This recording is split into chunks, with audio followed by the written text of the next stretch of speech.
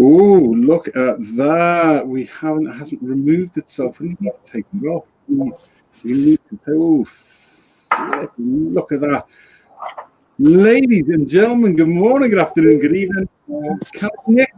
I should be saying, we're all in black. We're looking at black. Let's put a beautiful stadium. Look, and we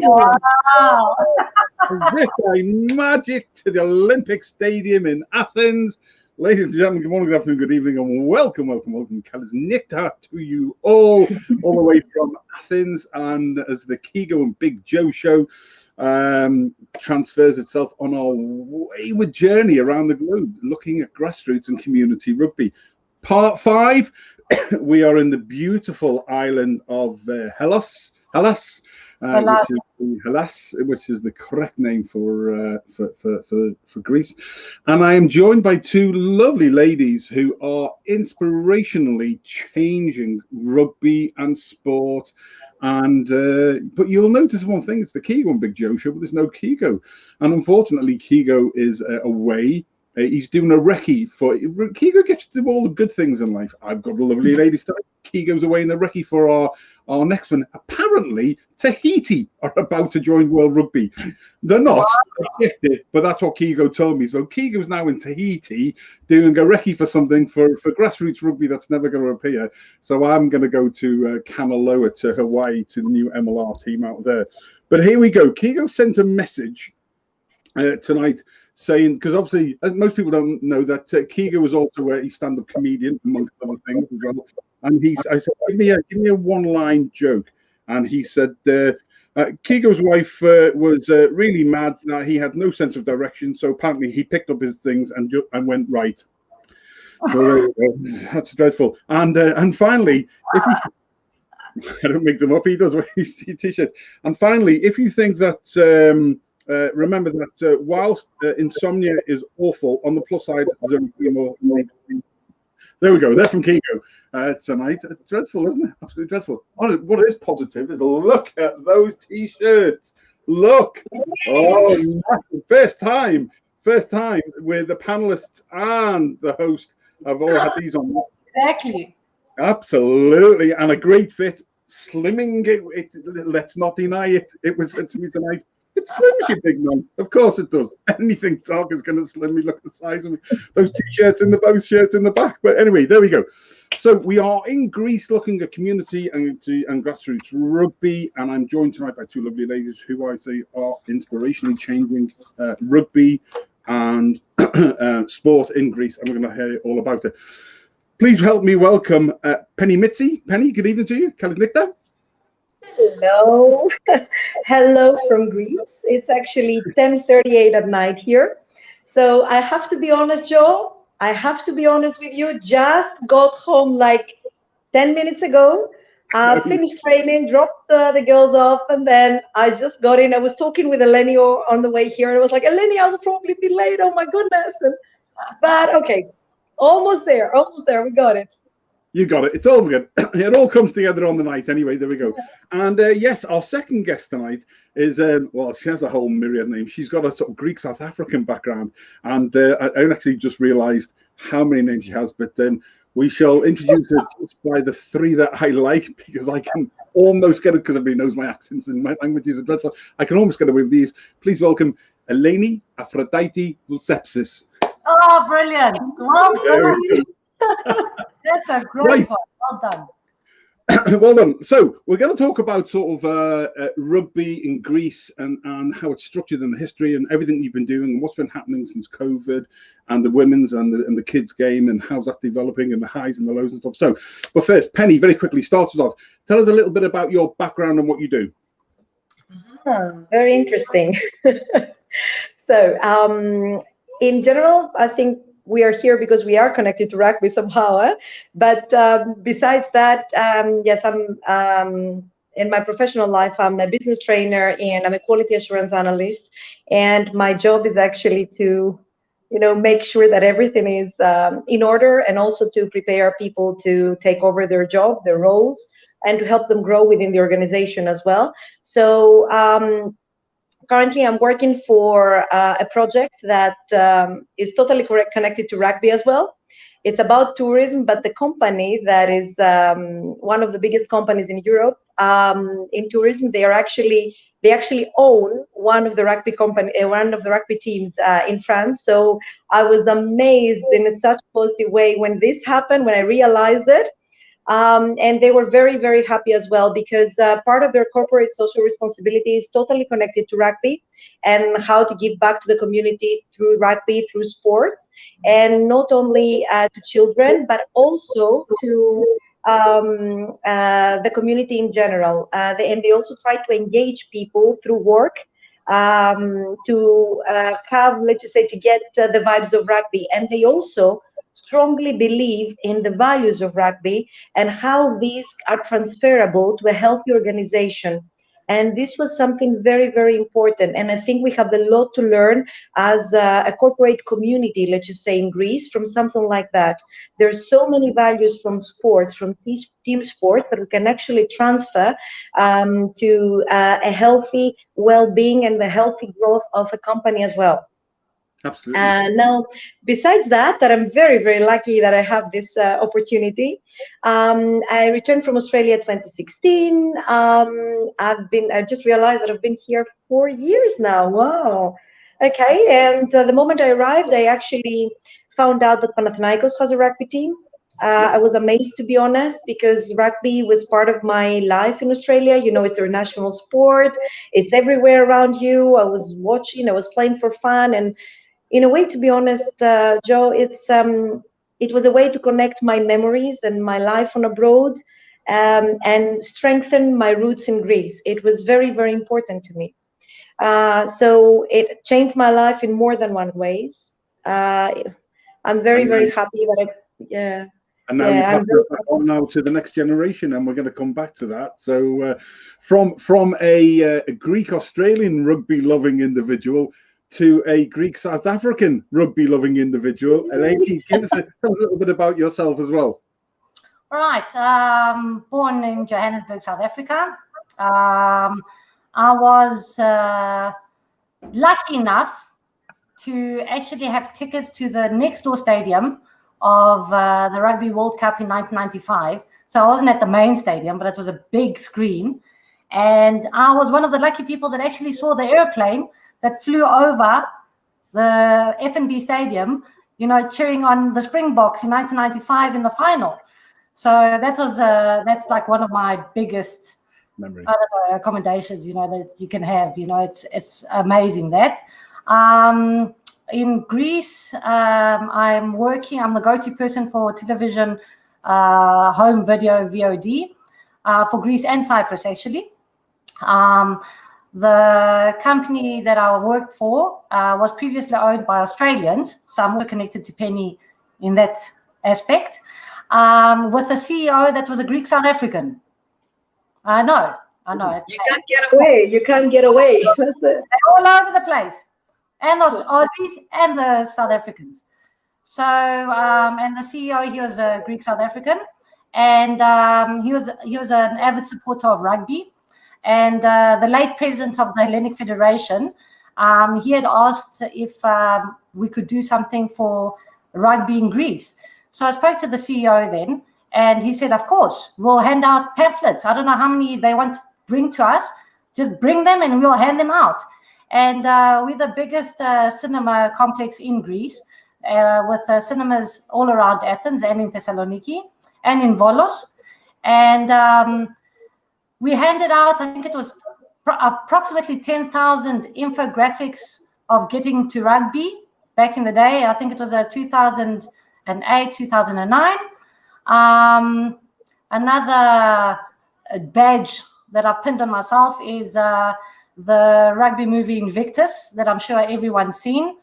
I was nominated with the best English to Greek translation around the world for that movie, because due to the different ethnic backgrounds and ethnicity of the people, a lot of the cute little meanings, etc., were lost in translation in other languages. So having my background they awarded me with a best translation, and not just translation, understanding of the whole concept and what could be lost for that movie. The whole context, yes, of course, and also and little jokes, that are specific to the country. In Greece, I'm assistant coach for the team that Penny plays for, Haidari Hawks, powered by Hippocrates. I'm a level 2 rugby sevens coach. The highest level awarded at the moment in Greece is up to level 2 for rugby sevens. So I'm happy that I'm one of the females that actually have that accreditation. I'm also a level 1 referee. That's about it. Brilliant. Yeah, I tell you what, between you, absolutely phenomenal. Ladies and gentlemen, if you've missed that, you need to go back to the very beginning. Oh, and by the way, Eleni, give us your full name. But you've got all of those names, give us them all. Okay, the full name, not the abridged version. Penny, do not laugh. Okay, it's Eleni Aphrodite Dupre Ferreira Joaquim Voltepsis. There we go, absolutely. No, the challenge, Joe, is for you to repeat it. While having a few pints of alcoholic beverages. Absolutely, yeah. Well, we'll have to run a competition at some point in the future to be able to come on and say that in different languages as well. That'll be cool. Listen, ladies and gentlemen, you're welcome to the show. Gregor Galway's on watching. Good evening, Gregor. Thanks for all you do for us. Joe Lyons is on as well. Joe, watching you, because you just commented again. Look, we worried that we were going to be late, mate. What else is he saying there? What's that bright thing in the back there, Joe? What the bright red one is it? It's an Ulster top. There's Ireland tops. There's the white one there in the background. There's an Ireland top. There's Leinster tops, and of course there's this one. All in Greece, the same as my panelists are wearing tonight. And you've got to fight for your right to rugby. So there we go, and that's what it's all about tonight. Talking about what's happening in Greece. So, Penny, give us a little sort of bit of background on, very briefly, on rugby in Cyprus and the history of it and where you are now, because you were part of a federation on its own, but you're not now. So I think if we explain that to people, it puts a bit of context to some of the difficulties you've had. Definitely. I think every time we have a new federation in one country, I think it's a challenge by itself for people to accept it, to know how it works, to establish it. And very well, I think everybody knows, sometimes it's difficult to create something, but it's so more like the difficulty is higher when you want to maintain it. So 2004 was the year, 2004 was the year that we actually had the Olympic Games in Greece. So this was like a huge thing for Greece, and also it was a boost for sports in general, like huge motivation there. So 2004, we had the Hellenic Rugby Federation created, like it was created back then. Then 2005, we actually started having games, and to be honest, it was more about men. Men's teams. I have to be very, very honest with you, and I understand it. Like statistically, if we look around the world, it's easier to actually have men and create men's teams instead of women's, which is a fact. That's why right now, since 2017, we have a project, a business plan, actually strategic planning created by the World Rugby Federation to actually help the women's part of the sports grow as well. This is a 2017-2025 goal, and it's actually going very, very well, and we can see a little bit of bits and pieces later on. However, 2005 it started having more official games like the championship, etc., and it was actually going good. And 2013 was the year that officially the first women teams, like it took a while, to be honest, to be created. 2013, the first teams, actually the first team created officially in Attica, in Athens, it was the Hippocrates team. Then we had Iraklis in Thessaloniki, and in Patra we had a league team back, like it's league, more about league nowadays, to be honest, but still it was one of the rugby, let's just say, teams created. So we started with 3, and we kept, growing, but that's when we started having a little bit of issues. Let's just say small mistakes, maybe actions that were not as correct as they thought back then, you know. They just had this as a result to lose faith in the federation, and a lot of, let's just say, teams left the federation. So this meant, in other words, that in Greece, if you don't have at least 16 plus 4 teams, you cannot have an independent federation. This is the law, the sports law in Greece. So no matter what happened back then, to be honest, because you know me, Joe, you know, I don't want to stick, just stick and stay, let's just say, things that happened in the past. I don't want to cry over spilled milk. It happened. Now let's see what we can do now. That's the point. So for 5 years, the right to manage, just to maintain the sport and raise awareness, it was handed over to the Handball Federation. But to be honest, Handball Federation was not equipped with the suitable knowledge, let's just say, to support the maintenance, or, you know, to raise awareness in regards to our sport, to rugby. However, a lot of people tried through this federation to make some actions, but still, as you know, we know nowadays, it wasn't, you know, maybe enough, or it didn't result to stability anyway. So what we're about to face now is a turn to stability.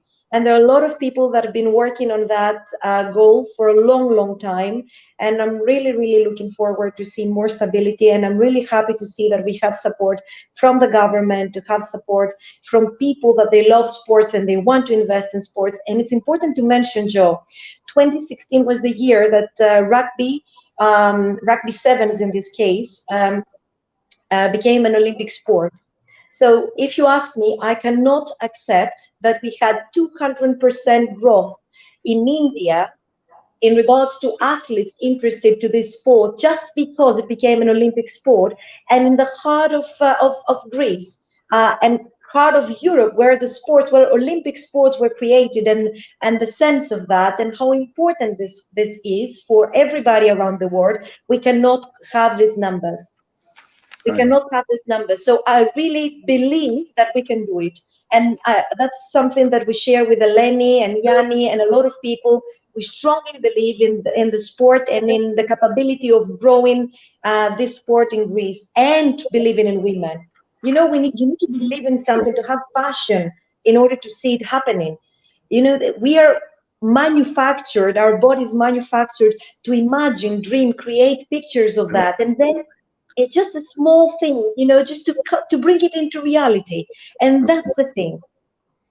There's a thing in the world called core processing, and it describes what you as an individual, you know, core processing, and it describes yourself in 2 words. And mine is visualizing belief. It's being able to close your eyes. It was like when we set up a whole pile of things. I know that we've spoken about this before, but you know, you close your eyes and you see it, and then believe that it can be done, and you go set out about doing it.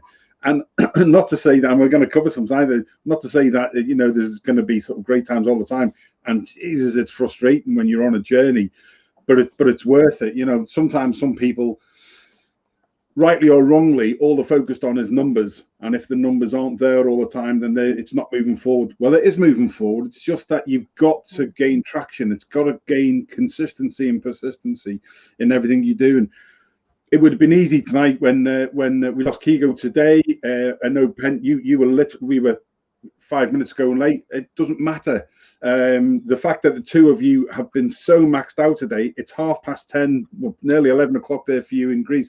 I know you've got early days tomorrow. The fact that we got it out, the fact that Facebook today blocked me again, and we only got a quarter of the shares we normally get, so we're only going to 25, and have to thank the people who shared it out for us. It's one of those things. But do you know what? The people who are on tonight, the people who will watch it over the next 7 days, will share it again tomorrow. We'll get this message out about, because if we help one person, if we help you two lovely ladies, if we help Greece as part of your journey, being part of that, then that's really, really important to do. I'm just going to answer one question.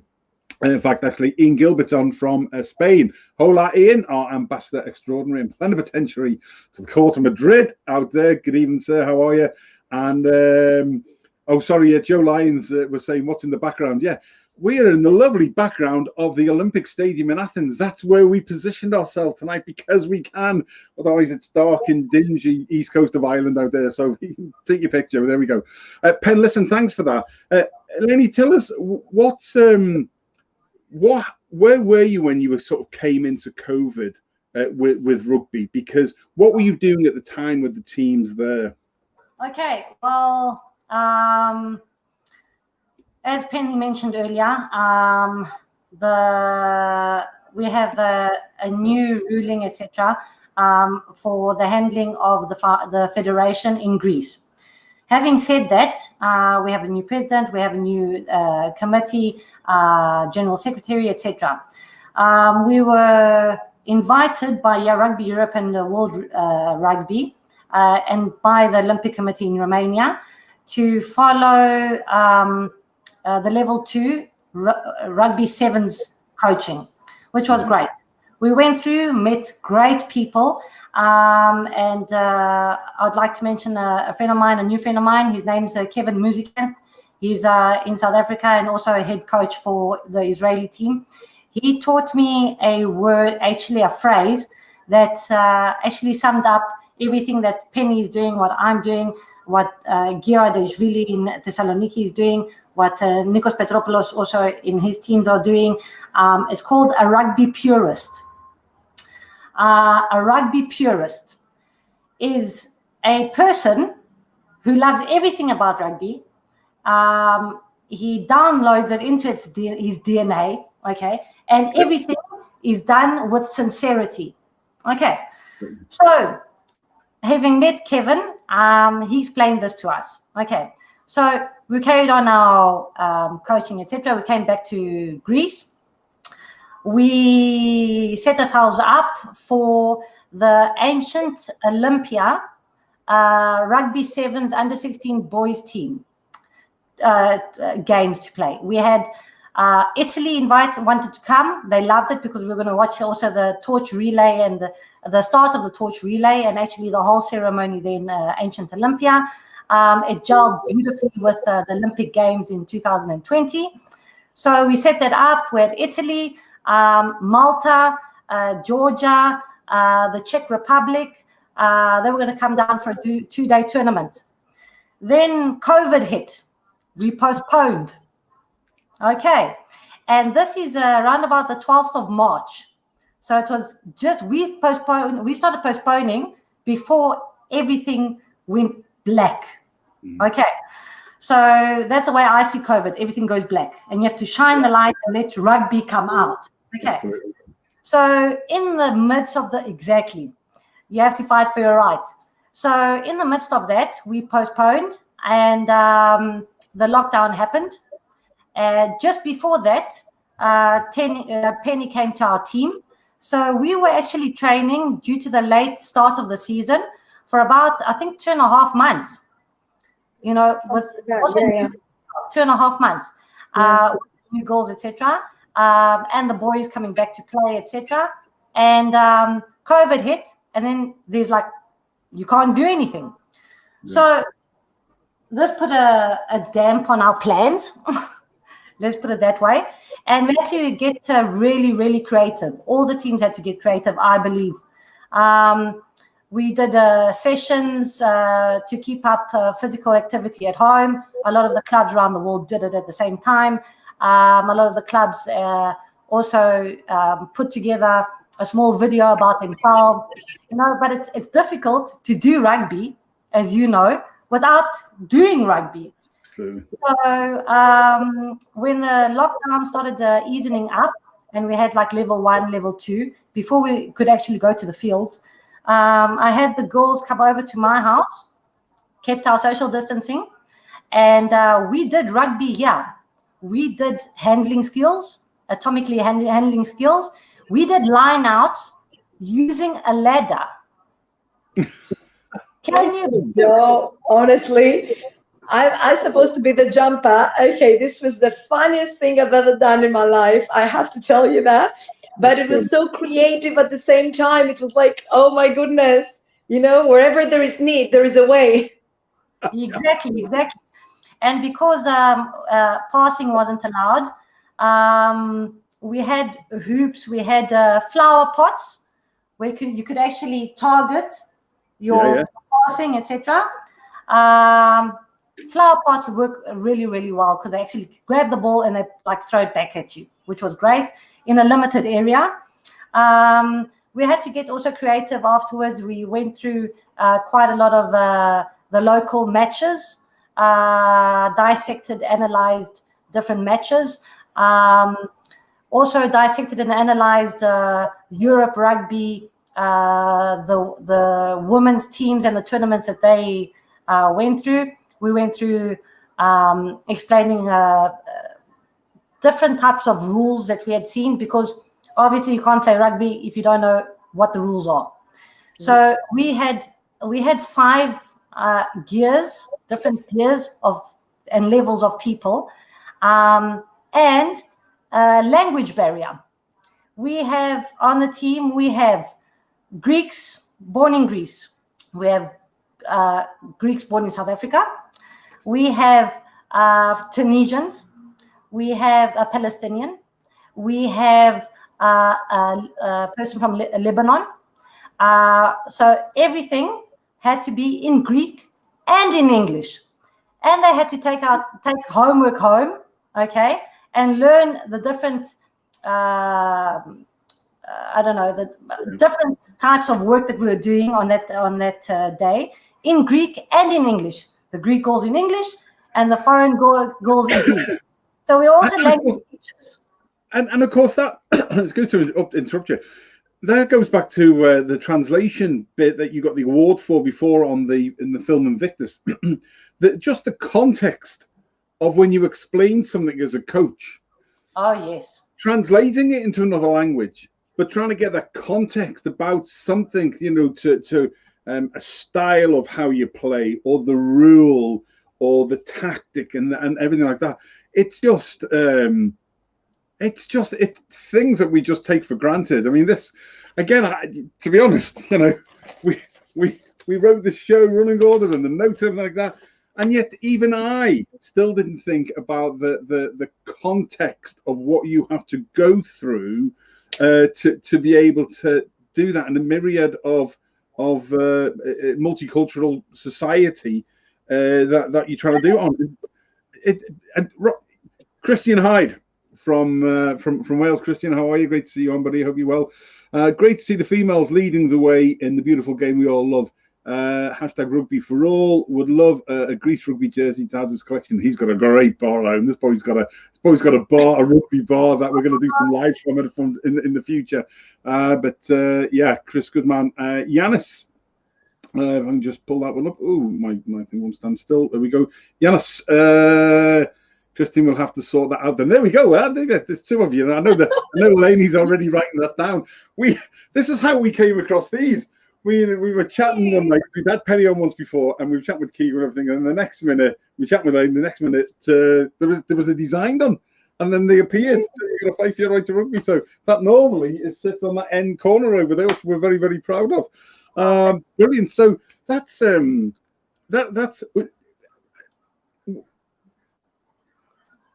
the ladder thing has just blown me away now. Actually, I've lost my question, but the ladder thing has blown me away. Tell us some more stuff that you're doing, because I'm really, really interested about the stuff that you're doing in training around COVID pen. How are you adapting? And I mean, you mustn't get through sort of 10 minutes of training without. I'd be laughing myself silly. It must be great fun. I mean, it's so innovative what you're doing. It was really nice, I have to tell you. And you know what? At the end of the day, we need to have fun as well. And Eleni and Yanis, they actually managed to make this whole thing, a lot of stress about COVID, what's going to happen, a lot of things happening in other countries, like more severe results than the ones we had due to COVID in Greece. It was pretty okay in Greece, but it was the psychology of the people. And then suddenly there was a way to actually catch up with your friends in small groups, with your mates, work out, do individual exercises, but at the same time have visual contact with your team, and having a ladder instead of having someone touching you and lifting you. And then, having Eleni holding a huge pot and say, "Come on, guys, we can do it." Like, you pass here now, you pass there. Oh, I can tell you some of these passes ended up on her body, okay? But even this part, we had so much laugh. It's the fun part. At the end of the day, We need to have fun. All these endorphins in our heads and our bodies, they're there for a reason. And we manage. Sorry, do you think actually that you've been able to be more innovative, and things that you've done now you would never have had the chance to do because life was busy before? So the way that you looked at previous games and analysed them and looked at the rules and put the context to and come up with ideas, because you first set the idea in the brain, and then when it goes into that DNA, it then goes on the pitch. But normally you've got a limited amount of time as a coach in whatever you're doing, so you're straight in and you're coaching them, right, we're going to do this, but you can do, but it doesn't always seep in as well. So I think there's been a real bonus in the way I look at it, and clearly you do, because it is very innovative and what you've been doing. How have the players, from a coaching point of view, Eleni, how have the players reacted?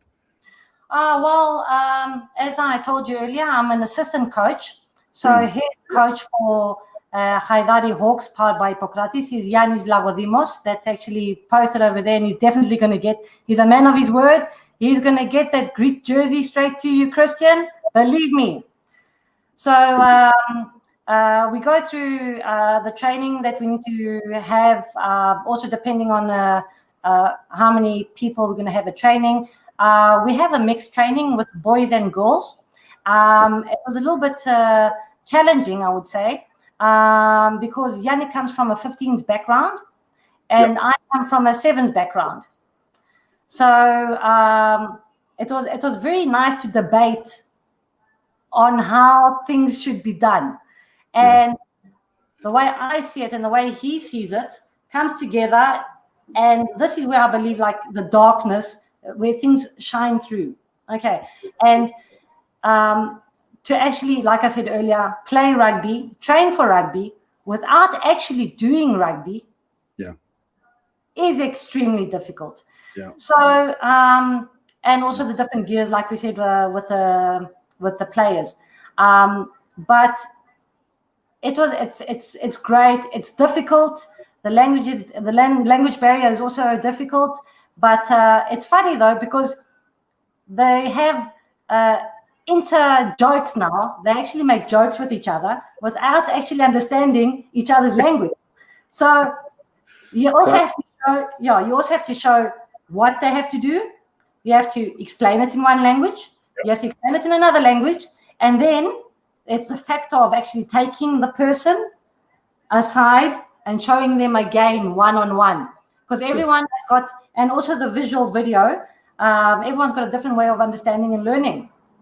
So between Yannis and myself, we hit the nail on the head in all directions all the time. So that's about it. I think that's really, really great, because it's you're right, it's the old VHF, isn't it? Visual hearing feeling concept of when you're sort of training people. Even more so that you adapt that with the people that you've got. You know what? I could just feel that the team, the whole, everybody, yourself, Yannis, and all the players, everybody involved is going to be so much tighter at the end of this, because you've come through it as a team. Penny, tell us about Haidari Hawks. That was a team, and then you had to reboot it. What was the background to all of that, and where are you at with those now? First of all, I have to mention something, Joe, in regards to Eleni and Yanni. I've been trained by different coaches from, Australia, coaches, in different, let's just say, I played for different teams, for different tournaments. I had the opportunity. I'm very, very lucky for that, and I thank them all. But I need to tell you something. What I really liked is the fact that they were prepared to train a women's team, because a woman's body works differently throughout the month. So they were ready to accommodate a training that would keep us safe, because there are a lot of injuries, and this is a statistic based on statistics, a lot of injuries during the special days of a woman's body, a lot of injuries because of that. And I have to tell you that the first injury I got, it was in my like the knee injury, was because of that. And the doctor told me afterwards that this is the reason that this happened. So I'm very, very happy to see that we have coaches that care, and it's not only caring, it's about studying, investing time in their knowledge to make sure they will deliver the safest possible training. And I have a great respect for what they're doing, because they're not only coaches, they're doing more than that. And I really, really appreciate it. That's all to do with the ACL injuries, isn't it, that you've been going through a lot. And I although we've done quite a bit on women's rugby, I never really understood the period of time.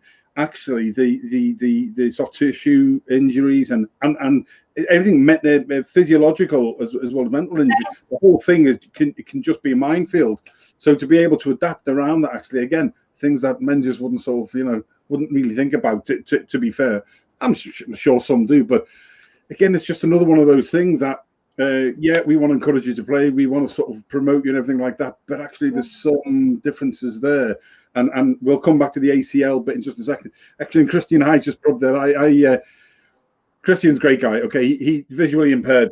He plays visually impaired rugby, so it would be great to when COVID is all over to go on tour. He is one of those inspirational guys as well, who is visually impaired and has been through some real personal struggles and still plays, and rugby is his life, and he's just a top bloke. So, I'm glad you're on tonight, Christian. Really am, to be able to sort of connect you through and for those stories, because it is about a wider rugby family. So, Haidari Hawks, sorry.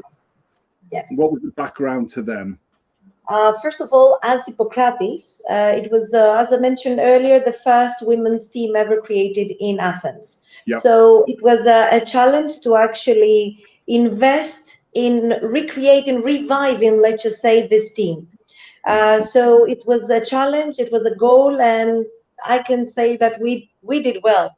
We did well with all these unexpected challenges, with COVID and everything. We did very, very well. And I also had to be in France for 3 weeks in a row, which was, at the beginning, it was pretty challenging, but it really worked nicely. But you know what? Is what you said before, actually, Joe. It's about finding the opportunity to manage successfully this challenge and proceed with the next one. It gave us more motivation to work on each one of the challenges, because COVID was a huge challenge, especially for a new team that wasn't established, and we had to have time to establish it, and we didn't have the advantage of time in the pitch.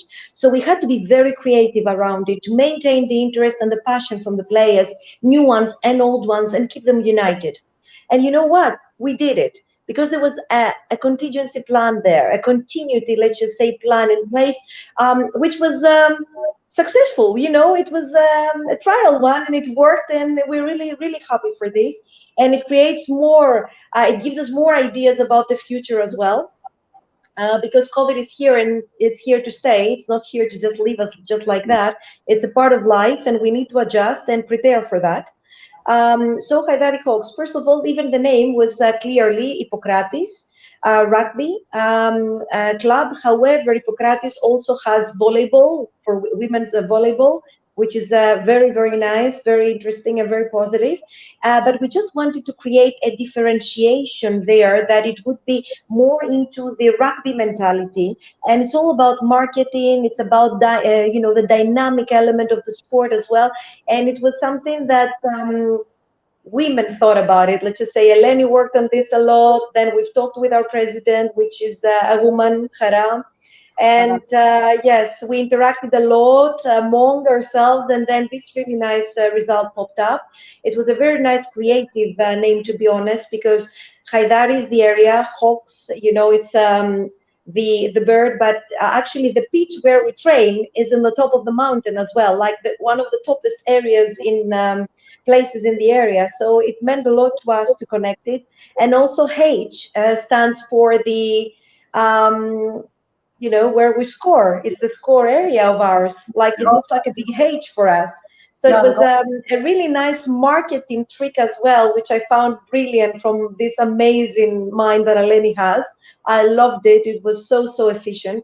And everybody in the team loved it as well. And it represents, in a way, the strength. And we were so happy that it was facilitated and hugged as an idea by the management of the team. And as I said, I cannot thank them enough, because they really went beyond the standard. As I mentioned, team building is a very, very important thing, and we need to be there to motivate people to believe in themselves, because whatever is happening in the pitch is just like a micrography, like a micro word, you know. If you believe in yourself in the pitch, and you believe that you can tackle, you believe that you can run, you believe that you can, you know, go beyond yourself, you know, yourself is the one that sets the borders. You can go beyond these borders, and suddenly you realize, yes, I can do it. Then you feel, why not? I can do it. I can manage things outside the pitch. I can achieve this goal as well, because your mind is the only one that sets the limit. You can achieve everything today. And I want to thank Eleni and Yanni for that, because theoretically, you know, we're off season, but practically the season never stopped for us, because this is part of the contingency plan that we mentioned. I went for a week of holidays because I also needed a break, and Eleni was there with Yanni, and they kept going through summer, like with 35 degrees. They were there training everyone, and then they had to take a break at some point. And I'm lucky enough that they were very positive, and I took over, and I made sure that the girls, at least whoever was in Athens and not away on holidays or on a break, they were at least 2 times a week in the beach, and they are training, and they're getting to know their passion, they're evolving their skills. And especially for the new ones, this was vital. This was vital, because you know how it feels when a new one goes in the pitch and the others are playing for 4 years and they don't even know that they need to hold back. Suddenly, because the team started growing, we started having 2 speeds of a team, like 2 different speeds within the team. One that was just the beginning of, they had to go back to the roots, back to the basics. And one that was already out there. They had experience, they played games, a lot of trainings. It's a different pace. So in order to actually motivate the ones that they saw, wow, I cannot do what C is doing, was actually to either take them aside, as Eleni mentioned before, during the normal training, or now we actually identified that maybe offering an extra training to them, just back to the basics, it's going to motivate them so much faster and make them feel more confident when they will be part of the main team. And I think this is something that we are discussing, actually, if we can have the time, the space, and we can dedicate at least one more training during the week only for the newcomers to build on, their motivation, to build on their belief that they can actually do it, they can make it happen. It's very, very important. Bring them closer. Exactly. The gap is going to be bridged in a way. And we found it pretty interesting, and it works really nice. And we're working on that as a contingency plan. And we're also working on backup plans because COVID, as I said, it's part of our reality. The fact, what is happening right now in Greece, that it's like, because we had more than 2.5 million visitors this summer, we have increased cases of COVID in Greece, and it's a fact. We cannot ignore it. We cannot close our eyes. And we expect more regulations to be implemented for teams as well. We're trying to maintain, a safe environment for our people, for ourselves, and of course for the country itself. So we're working on a backup plan as well, even if this means, again, back to backyard training, even if this means train from home. I mean, everything. At least we will be there for the team, to maintain the team and give them reasons to stay with us. Brilliant. There was a question. In fact, I'm going to do something I've never really done before. Yanis, it says it's Yanni, isn't it? Pronounced Yanni. Yeah. There we go. It was a long time ago since I had 2 years with the United Nations in Cyprus and down in Decatur as well, Yanni, so forgive me. They make me sound way better than I am, thank you, ladies. Not at all. In fact, Yanni, I'm going to do something. I'm going to stick a link up, Yanni, for you now. If you click on that link using Google Chrome as your browser, you'll come into the bloody studio, mate. So click on that link. There you go. Come and meet Yanni. Get a man behind it. Oh, there we go. Why not, ladies? We can do that. What else have we got on? Dim O'Rourke. Dim says, would be a great event if Greece women's rugby could play Ireland in a test. Absolutely. That's brilliant. Wow. What if, ladies? It's when. Dem goes on to say, very inventive with the ladder techniques. He likes that. And Joe Lyons, very interesting one, which is just on what you've been talking about there. So on the training, are there dedicated pitches, or do you use municipal stadia? Also, what services do the pitches have, as playing in the weather conditions would definitely affect playing styles on different surfaces? Because I remember from my time there was no such thing as green grass. Even the golf courses were called browns. So training. Great question, Joe Lyons. Ladies, where do you train? Eleni, where do you train? Okay, there aren't any dedicated rugby pitches yet in Greece. We share all our pitches with soccer, as in football, for other people that don't understand what soccer is. So, I know. So we are looking into, though, getting a dedicated rugby pitch. This is in the next, 5-year plan, etc. We're really looking into that. Otherwise, we are on soccer pitches as big as we can get. Some teams play on five aside. We play on a big pitch, also circled by tartan, like the photo in the back. Not as big as a stadium, of course. But the funny thing is, because of the heat in Greece, a lot of the municipalities are changing the grass, the real grass, to turf. Really? Yeah, yes, because they're not green, as you said before. Yeah. And they scrape a bit. Yes, I know. Yeah. You can go home with a whole bunch of things in your sores. Absolutely. Exactly.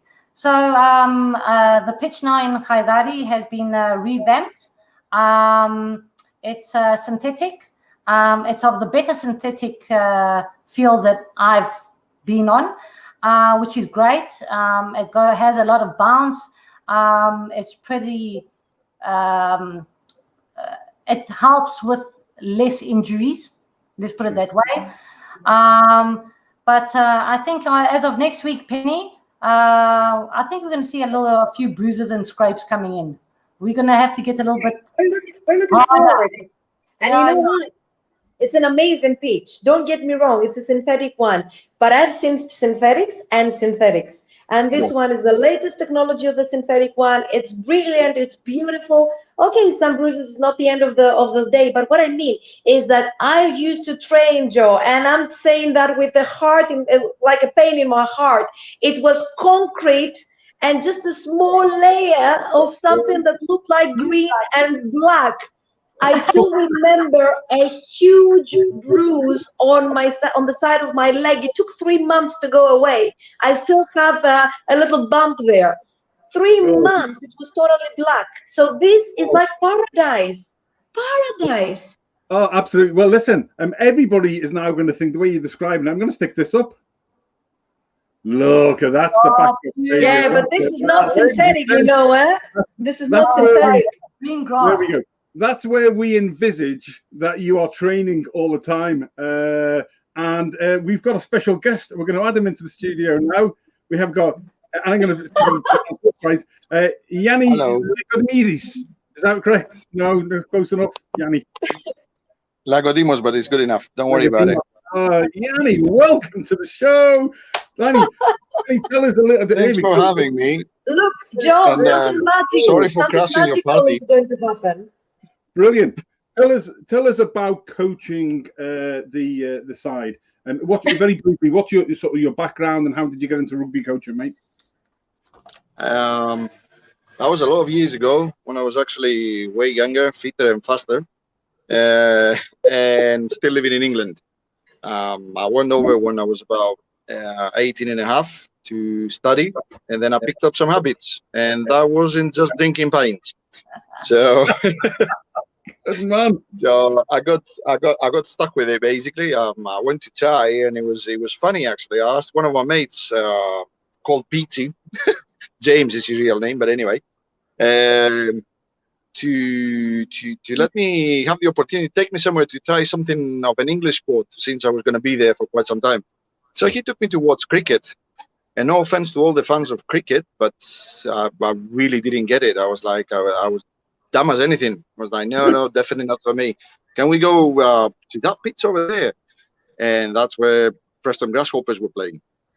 And that's how I started. I got stuck with it.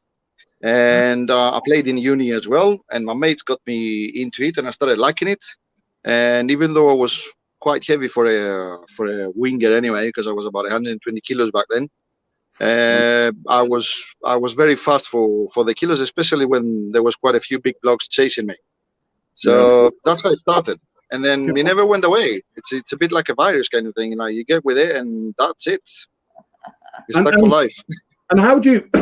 We talked about it before with Delaney. Obviously, she's from a sevens background. You're from a 15s background. How do you find it? Must, once it gels together, it must be the best of both worlds, really. Being able to sort of use the space that you get in sevens in the 15 mindset. I talked about Dallin Stanford, the World Rugby commentator, about this, about how you can use that space better. Is it easy to change from sevens to 15 and 15s to sevens? What's your thought on that? Well, once you get to grips with it, basically, it's easy enough. But some things never leave your brain. It's like I'm definitely still a 15s guy, but I really like sevens. I just know for a fact that I cannot be as fast as them or anything, so I tend to coach them. They're super athletes. I've got lots of respect. To bring more women in, to have more women and play 15s and actually see us playing 15s. I promised him we'll work on that and we'll make it happen. Look, if anybody's told me years ago when I was playing that there would be one day that I would be a coach, I would be coaching rugby sevens and I would be coaching a women's team, I would probably think he was drunk. Or maybe I was too drunk to understand what he was saying to me. Now, I wouldn't change him for the world, to be honest. They're fantastic, the ladies, and I'm not just saying it. They're fantastic. They I can't even describe it. I don't have to say anything twice. They get it. They do it. They're so determined. It's unbelievable. Way more than some of the guys that I played with. Yeah. So I wouldn't change it for anything. Good. We've been 53 minutes already. If I'm just going to throw this from, because we won't even have got through a third of the questions. Joe Lyon says wingers always get faster when someone is chasing them or sidestepping the touch for him as well. Absolutely, yeah. Being a former prop, I used to just. I mean, even though I was big, I hated getting hit. So whenever I could, it was I'd sort of get away and I'd sort of run as good and then offload the ball quick. Doesn't matter what size you are, getting hit hurts. So I didn't like any of that. It's more like an injury. Right. There are some real critical things I want to talk about. Pen, let's go back to this whole thing about women and the time of the month for periods and the effect that can have mentally and physically, and the ACL thing. Because I think a lot of people are surprised by that. Talk us through that, why the ACL thing is so critical for women during the special time of the month. First of all, we feel it that our body is changing. Okay, I understand that this is not something that's happening with men, so I totally understand why they cannot see how important this is. Sure. So everything, I mean, the body structure, the hormones, everything is changing. Nothing is in place, let's just say, okay? So the body is restructuring itself for a few days out of the 30 days of the month. So you understand, we cannot just stay home and say, okay, I'm not doing anything for these days. We don't have that advantage. And to be honest, we don't want to have this thing happening in our lives. We're active. We got used to that. It's part of our body. It's part of our lives. It's not going to change anything. We will still do whatever we're doing any other day.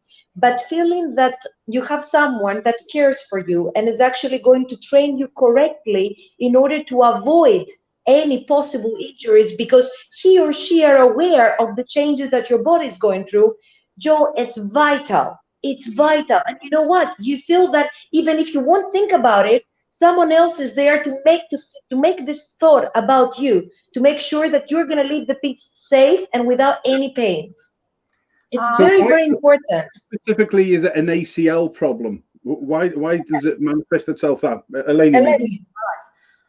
Okay, I'm a victim of ACL injury. So I had my left knee. I had an operation on it. I've been active my whole life, from marathon running to a whole bunch of different sports. And it one day just went pop, and I heard it. So I've had a lot of coaches. I started research on it, and I'm like, there's no way. I mean, the first time I typed in ACL injury, I went in, I had a look at it. I wasn't understanding exactly what was happening. And then I went into the research on PubMed and medical sites. I'm also a accredited dietitian. So I researched a paper that I handed in regarding corrective nutrition, especially after injury, and based it also on ligaments. So what happens with ACL is we all know that a woman's hip is wider than a male's hip, okay, which means that the male's legs are straight down from his hip, whereas a woman's hip is wider, which means that there's more pressure put down on a single, on a single leg jump, okay, and especially changing direction. There's also another factor to it. So as you jump, okay, and you come down, the pressure bends your knee inwards, okay. An additional factor to take into consideration is that women during their menses, just before and afterwards, we also excrete a hormone called relaxin. Relaxin relaxes everything, and especially joints. So if anyone has a sister or is married and has a wife, at some stage also in their pregnancy, they start dropping things from their hands, and that's due to the relaxin secretion. So they don't hold on to things. Everything gets a lot more fluid. So if you have because your muscle memory would be used to holding a certain thing, and then it relaxes it, and you don't hold it. Strength. Yeah. Exactly.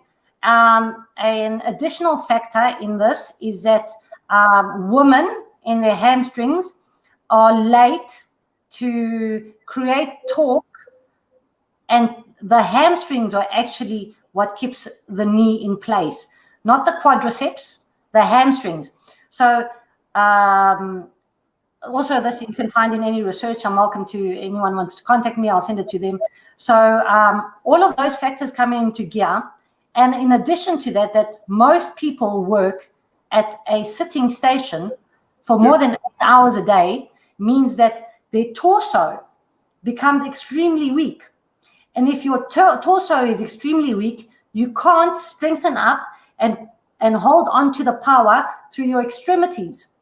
And especially when you drop the ball or you're trying to pick up the ball, you extend your hamstring, your knee wobbles, okay? You try to turn, and if you're close to your period, okay, it's 66% of all ACL injuries are women, 10 days, about 8 to 10 days before their menses and 5 days after their menses.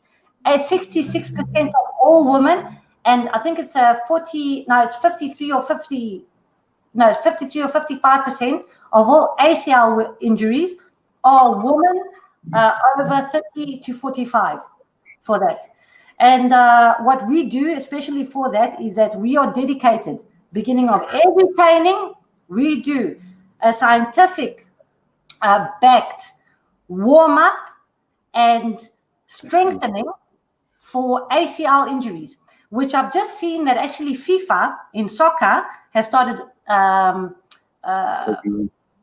distributing that type of information to the coaches. But that's the whole thing, because the predominant of the most coaches are men. Okay, so if they are aware that the girls, when they start becoming women, need a slightly different practice when they're doing the practice, and not directional change or jumping practices, okay, for certain times, okay, of a month, protects the woman. So they can actually do, instead of, dummy running, okay, or changing the directions, they can do something similar to that, but not so much power, so they don't put so much strain on their knees. Even basic things like plyometrics. Oh yes, plyometrics. Yeah. Because that's you know, again, nothing against any men coaches, but how many of them, especially with the younger kids coming through, the younger girls coming through when they get to the stage where the bodies change. You know, it's bad enough for lads when we're changing when we're younger, but for girls, it's just probably something a lot just don't think about. A lot don't think about it. Fascinating. Listen, we're going to talk about more about that in the future, because that's really opened up a whole pile of things on injuries and injury prevention and stuff like that. We have we've been exploring some stuff with the use of CBD. we've got Adam Ash and Grayson Hart from the Glasgow Warriors, and who's not from Scotland International now, who've set up their own company called Pure Sport CBD, because of the injuries that we're getting. And the traditional methods just weren't working, and they researched it more themselves. And I think there's more of this now, where people take ownership and responsibility in what they're doing. So I can only thank you on behalf of everybody just for sharing everything, but for sharing that bit there. We're up to an hour. I want the three of you just throw that away. We haven't even got to the third of it. Fab. Absolutely. For the next, we'll give you all for the next time when we get an update. All Yanni's fault anyway. He shouldn't have come on and telling us about things, and you shouldn't have said how good he was and all that sort of stuff. And, no, seriously, each of us, right? Penny, tell us what you would like to finish off. Really, what you would like to see for both your team and for rugby in Greece in the next sort of 2 years as we come out of COVID, for that next phase. I know there's the strategic plan in place, but what would you like to see personally to achieve? What is the dream, let's just say, because it is a dream, you know? Close your eyes and tell us what the dream is. I actually believe in people. People can make the difference. People can make someone's day, you know? I just want to believe in the positive energy that people can bring to that sport, to live outside all the negative thoughts or whatever happened in the past. I just want to see all the positive energy. I just want to see healthy clubs. I want to see clubs working to grow the sport, not just to maintain a name. I want to see more women engaged. They have a lot to give. And I want more children. And you know what? We have an amazing 8-year-old that just joined our training. We were just training, the women's were training, and she was there with her mother, and she just started copy-pasting whatever we were doing. And since then, she's coming to every single training, and she's very dedicated. I was like, wow, you know what, Joe? That's where the future is.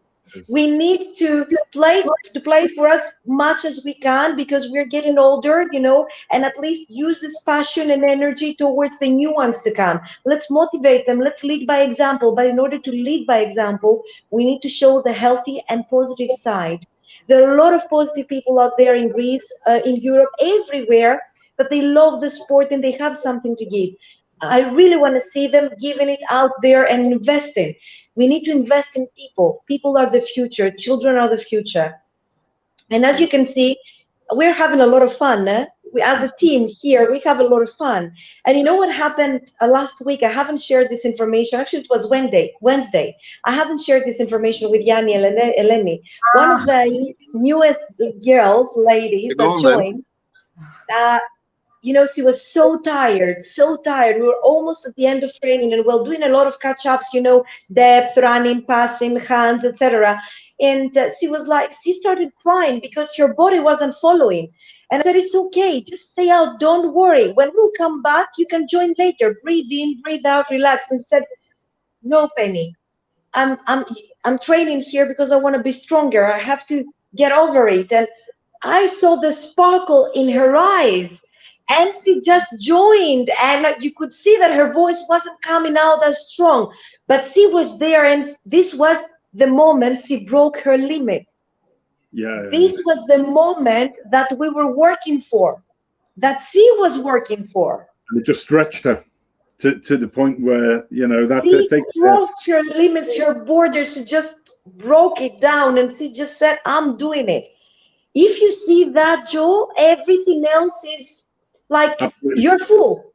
Priceless. You're full. Absolutely. Priceless. That's just, what a great bit to finish on. Thank you. Eleni, where do you think, where would you like to see things in the next sort of 2 years, both for the club and for rugby within Greece?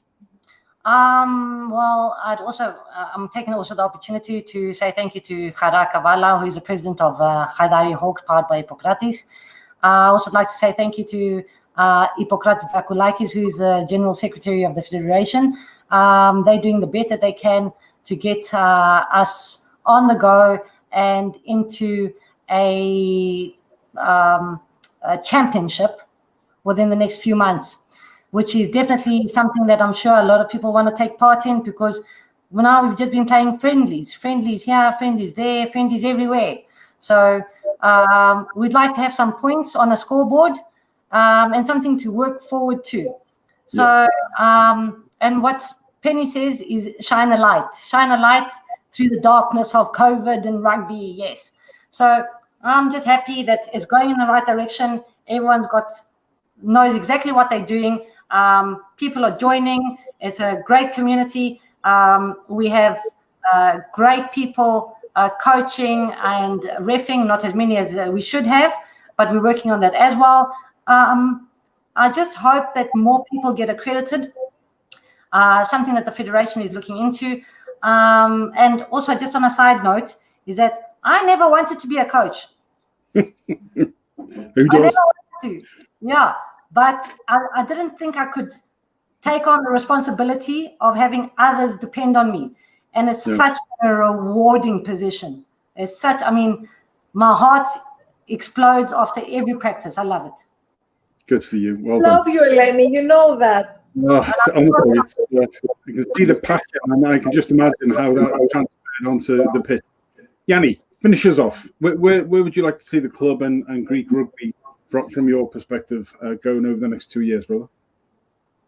I would love to see the sport flourish. I would love to see the team go as far as I can take them, and even further if somebody else can do it better, and no problem at all. But the happiest point that I can find myself in 2 years from now is watching the girls in the team carry on smiling at the end of the practice, because that's what the magic is about me. That's why I said when I said before that I didn't expect to find myself coaching a women's rugby team or something. I didn't have a clue about the whole thing. I didn't know how to be a coach, and especially to women. I knew how to be careful. I knew how they needed a different kind of training, but I didn't know the details. Thanks to Eleni, that she pointed me to the right direction, and after a lot of reading and blah blah blah, I can carry on with this. But at the end of the day, when the practice is done, and they all smile and say, "Thank you, coach," that's the best bit about me. And so if I find myself in another couple of years at the same point, I'm going to be very happy. Good man yourself. Listen, lads, I have to say a huge thank you to everybody who's watched tonight. I was going to stick something up over the end there, but we got a final comment. Gregor Galway from one of our White Walkers up there in Belfast, in North of Ireland. The whole rugby family would want Greece to be a great rugby team. Absolutely. It's teams like, it's nations like Gibraltar we had on recently on part 3, I think it was. Richard, guys, superb. It's the same type of story. And, you know, I one of the great things about being able to use my platforms for this is I genuinely enjoy being able to get people like yourselves on who are doing things at the grassroots and community level. And for me and Keego, I know he'll back, but the enjoyment that we get from seeing what people like yourselves are doing at the grassroots to community level across the globe. And of course, at some point in the future, we'll get you back on again and we'll do a follow-up show. And then at some point, if we can get somebody to finance it enough, we'll end up doing a tour around the globe. So anybody who's out there who is filthy stinking rich and loves rugby and wants to the Keego and Big Joe Roadshow to come and visit a rugby thing to you soon. Then there we'll go. We'll talk offline about that. I'd love to do monthly spin-off shows for some of the grassroots nations and stuff at the point in the future. All comes down to time and funding and everything else. Listen, thank you to everybody who's joined in tonight. There's been some phenomenal things from understanding where rugby was in Greece as part of the federation, then as part of the handball federation, and people doing the best to try and make that work, and the development of the clubs and Haidari Hawks and how that's developed, and the passion that you put through yourself, and learning, you know, the fact that you can use a ladder for doing line-out skills. Whoever would have thought of that one? And then for Women's Time of the Month, and the massive effect on ACL ligaments and stuff like that. You know, blokes like me, most blokes I would suspect. Actually, probably a lot of girls, I suspect, probably wouldn't even thought of that is another issue in its own side. So raising that awareness, I think we've raised a whole pile of things tonight. We didn't even get through a third of all the things we put down. Yanni? Joe, one more thing, just to mention something. Yes, sweetie. Just to say to all the women out there that they're playing this beautiful sport, to create videos, to upload them, to show to the people that we exist and that we are training so hard. And you know what? This is also part of the plan of the women's rugby growth, like from the European Federation and the World Rugby in general. Their goal between 2017 and 2015 is to actually increase the audience, the women's audience of such videos by 37%. And already within 2017 till 2019, 2020, it was actually very big. They really grow it, but we all need to be part of it. We all need to, nobody's going to be perfect. There's always another step, you know. Training will bring perfection, will bring, you know, experience, but upload your hard work out there and motivate other women to believe in themselves and to come and join. It's very important. There's also just one thing I want to just add, is that the Greek Rugby Federation stands alone now, and they're looking forward to putting up the tournaments, getting the accreditation done, pushing forward with assistance from the municipalities, the local governing bodies, together with the General Secretariat of Sport. They deep down in it. They're swimming in rugby all day, 24 hours a day, 7 days a week. Love it. Love it. And it's great that they've embraced it and are taking that forward. And look, if there's ever, you know, goes without saying, if there's anything that we can ever do for you, then you know, we will do so. But we have to stop there. We'll finish on two things. One, Joe, thank you for everybody who's been watching tonight, and we'll reshare it into the other forums that we didn't get into on Facebook tomorrow morning. Typical Joe. He's tried to wrangle a trip to Hawaii, one to South Africa, and now he's gone to Greece. No shame, Joe, no shame. Absolutely no shame at all. The world, there are 7.1 billion people in the world. There's only one big Joe Shep. And at the end of the day, you've got to fight for your glory. So there we go. Yanni and Penny and Eleni, thank you very much indeed. Thank you everybody who's been watching. The next show is this Wednesday, and on Wednesday at 8:30 UK and Ireland, equivalent time zones across the globe, and on Catch Up, we will be going live from a page from a rugby tours organisation called the Lions in Pink. These are a group of lads, ex-UK forces, all Royal Engineers they were, and they've set up. And their first tour was New Zealand for the British and Irish Lions tour. They all dress in pink suits, crazy bunch of guys, absolutely superb. But all the money they raise goes to charity. Effectively, they're working with another company called MSG Tours, and between them, they will take people out. And you go on the tour package, and you've got guides going around. And if you want a bit of crazy fun and everything that we're on the road, we've had to do. So, Lions in Pink, a lively Lions tour with the Lions in Pink on Wednesday. That'll be going out through our page. We'll go now through their page, sorry, but I'll be sharing it amongst all the groups as well. So, anybody who's interested in the British Irish Lions tour to South Africa, or has got any South African connections, then watch this one, because that'll be a little bit of crack as well. Until then, thank you. We have learned everything tonight. All wrong. We've started learning some stuff about Greece on our Pod 5 of our Grassroots and Community Rugby as we go across the globe. And remember the expression, you've got to fight for your right to rugby. Don't take it for granted. Until last year, guys, just stay in the studio for 10 seconds while I close down. Until then, I'm going to leave you with this beautiful, beautiful picture. Until then, I'm Big Joe Shep.